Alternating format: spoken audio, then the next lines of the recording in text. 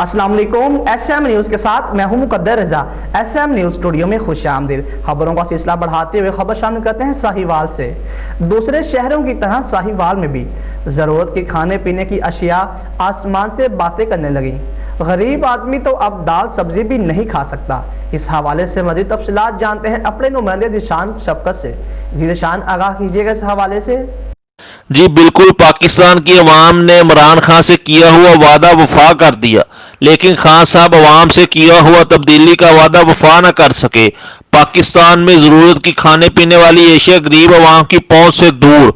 आटा 70 रुपये किलो, चीनी 100 रुपये किलो, डाल्टा घी 220 रुपये किलो, मुर्गी का गोश्त 240 रुपये किलो।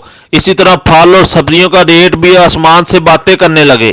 केला, सेब, अंगूर, आलू, प्याज, टमाटर, लहसुन, अदरक वगैरह की कीमतें भी आम आदमी की पहुंच से दूर। लिहाजा पाकिस्तानी गरीब अवाम का मुतालबा है कि जरूरत की रोजमर्रा इस्तेमाल होने वाली एशिया की कीमतों को कम किया जाए ताकि गरीब अवाम अपने बच्चों का आसानी से पेट पाल सके। रिपोर्ट मोहम्मद ज़ीशान शफकत, SM न्यूज़ साहिवाल। बहुत शुक्रिया ज़ीशान तफसीलात से आगाह करने के लिए। मज़ीद खबरों के लिए देखते रहिए SM न्यूज़।